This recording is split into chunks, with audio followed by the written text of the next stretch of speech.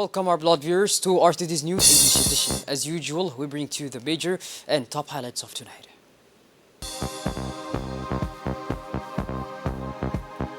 DP World's a legal setback before the Court of Appeals for the District of Columbia, USA.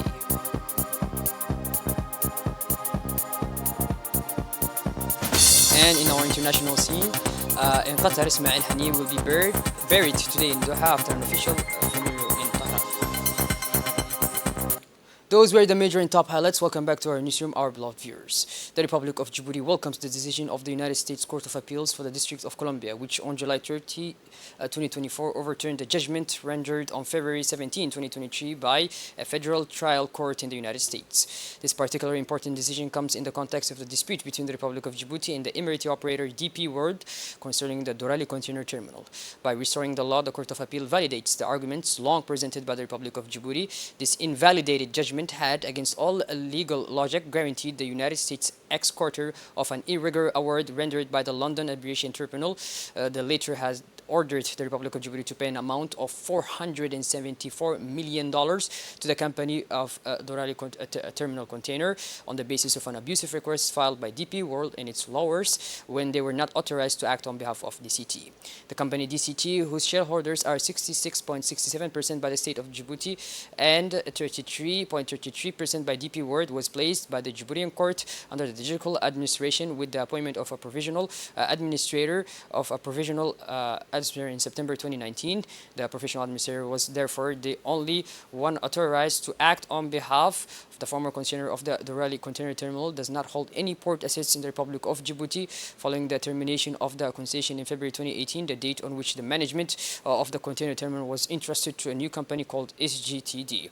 In the decision of July 30, 2024, rendered collegially by a majority of 3 judges by the Federal Court of Appeal, the magistrates considered that the Republic of Djibouti argued that the law firm Quinin Emmanuel representing DP World could not act equally and validly on behalf of DCT, since the courts of Djibouti had divested the corporate bodies of DCT controlled by DP World by appointing a provisional administrator of DCT.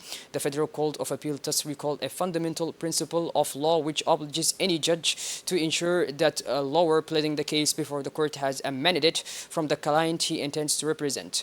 This fundamental principle was ignored, of course, by the London Aviation Terminal and by the District of Columbia trial judge, who declares admissible a procedure initiated by a law firm without a mandate, thus openly violating the rules of procedure. This decision restores the Republic of Djibouti to its legitimate rights. It also compromises the strategy of manipulation of the courts and the media engaged by DP World against the Republic of Djibouti.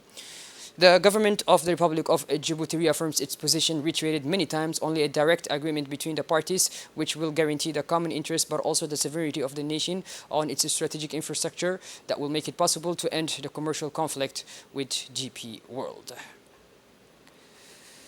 Moving on, the National Union of Djiboutian Women, in partnership with the USAID-funded Play to Learn project, is currently continuing the communication campaign on social and behavioral change in favor of early childhood and preschool education. UNFD, accompanied by the Ministry of National Education and Vocational Training, the Ministry of Women and Family, the delegation went today to Dakhil in the locality of Bandora to raise awareness among parents in this locality. Launched in February 2024, this second phase of the campaign will now extend to various localities in the country. The main objective of this campaign is to raise awareness among parents on several crucial themes, such as the importance of preschool education, including the children with special needs, early childhood development and its long-term impact, the use of play and active learning as beneficial teaching methods for children, the importance of parental involvement in monitoring their children's school life, encouraging community engagement to support children's overall development. This initiative aims to strengthen the knowledge and practices of parents and communities in early education, thus contributing to better development of children from an early age.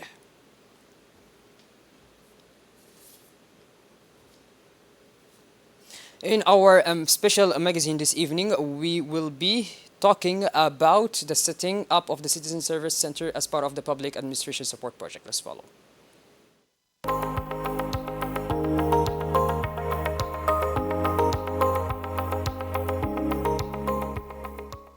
The Post of Djibouti, by the size of its network and its poorly inclusive activities, is a key player in the implementation of government policy on the modernization of its institutions, in particular the rapprochement between the administration and the citizens. To do this, the Djibouti Post took the initiative to create a citizen service center in its service agency in Ngela. This center will bring together several branches representing all the public and semi-public institutions offering service directly to the population. Inaugurated by the Ministry of Communication in charge of Posts and Telecommunications, Mr. Radwan Abdullahi Bahdan, and the Secretary General of the Government, Mr. Ali Mohammed, the Citizen Service Center marks a significant step in the framework of the Public Administration Modernization Project. During the inaugural ceremony, the Director General of the Post of Djibouti, Mr. Bahnan Ali Midal, declared that the Post of Djibouti, with its historical proximity to the population, decided to be a crossroads between the administration and the users. La ville de Djibouti grandit, donc il fallait permettre aux citoyens de pouvoir. In recent years, the Djibouti Post has become more than a simple courier delivery service. The institution has multiplied innovations to offer Djiboutians quality and safe services. We moved by the considerable efforts of the Post Office of Djibouti in order to improve services to citizens. The Ministry of Communication congratulates the Post Office for Djibouti for its ranking 59th in the world and 10th place on the 54th on the African continent. To materialize its commitment to support state institutions to deconstruct their services to bring their service closer to the population, the Post of Djibouti has multiplied the conventions of partnership in order to bring together in this center of services to citizens all the key services of the state which offer services to the population. In this context, the Djibouti Post has signed a partnership agreement with the General Directorate of the Population to first partner of the Djibouti Post to bring the civil status services or the deposits and withdrawals of identity documents closer to the population. In this sense, Djibouti Post has also initiated a partnership agreement with the National Agency of State Information Systems to pull services through the state's flagship project entitled e-Government. The Director General of the Djibouti Post has also concluded a similar agreement with the Attorney General of the Republic. It is a partnership aimed at facilitating and fully flying the issuance of any administrative document relating to justice for the diaspora. Djiboutian all over the world after Ngela, the Post of Djibouti intends to extend the Center of Services to citizens in all its agencies, which has 11 agencies throughout the territory, including 5 agencies in the capital. Heading to the south of the country now, where the management of the Dr. Ahmed Absi Warsama Regional Hospital in Ali Sabih organized on Thursday, August 1st, 2024, a recognition ceremony in honor of its most deserving staff members. The event, which was held in the hospital premises, was marked by the presentation of awards to employees, doctors, nurses, and security officers who distinguished themselves by their dedication and professional excellence. This event was attended by the Deputy Prefect, Mrs. Sadia Wabri Asowi, Parliament Member Mr. Hassan Umar Absiye, the President of the RPP Annex of the region Mr. Muhammad Ibrahim, the Regional Deputy Director of the Sports Secretariat Mr. Ahmed Musa Absiye, the Commander of the Gendarmerie of the Brigade of the region, Lieutenant Daher. The ceremony began with an opening speech by the Director of the hospital, Muhammad Miguel, who praised the hard work and commitment of the staff members. For her part, the Deputy Prefect stressed the importance of this ceremony, which will motivate the staff of the regional hospital. The event was also an opportunity to present the hospital's new initiatives aimed at further improving working conditions and patient services. The awards were given in several categories, including the best doctor, the best nurse, and the best administrative staff member. The winners received certificates of recognition for their exceptional contributions to the quality of care and the improvement of health. At the end of the ceremony, a reception allowed guests to share a friendly moment and congratulate the winners. This initiative underlines the importance of recognizing the efforts of the medical administrative staff in the proper functioning of the regional hospital.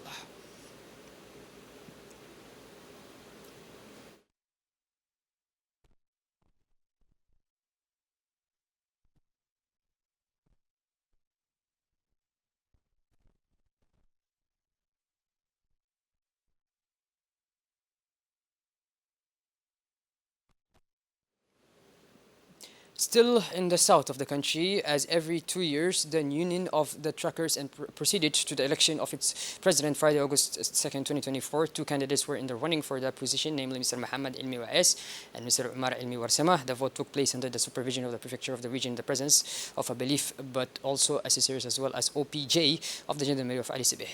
36 voters all owners of trucks were registered to decide between the 2 candidates during this election,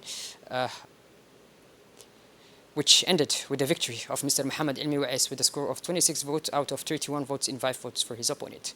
Mr. Muhammad Ilmi Waes was therefore declared anonymously elected president of the Regional Truckers Union of Ali Sabih for a period of 2 years.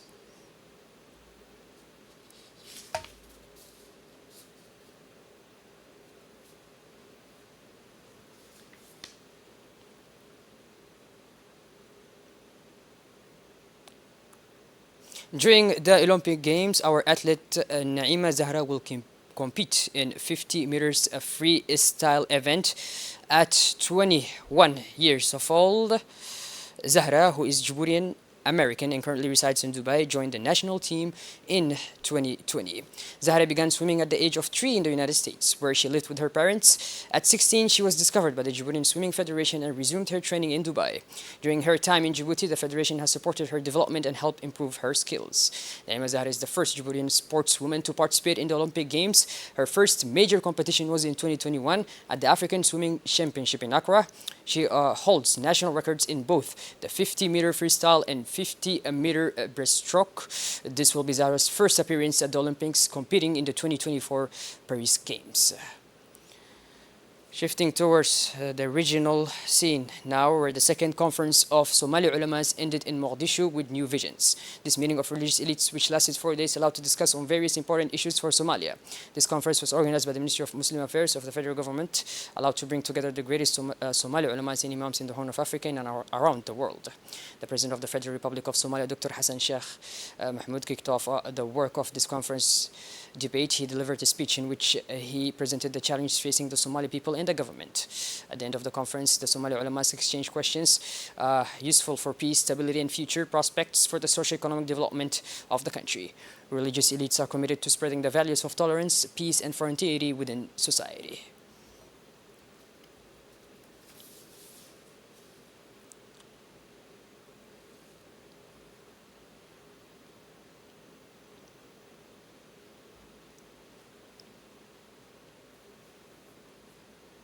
Shifting gears towards the international scene now, Ismail Haniyeh, assassinated Wednesday in Iran after an attack attributed to Israel, to be buried today in Qatar after an official funeral in Tehran, marked by calls for revenge. A prayer ceremony will take place at the Imam Mohammed bin Abdul Wahhab Mosque, the largest in Doha, the capital of Qatar.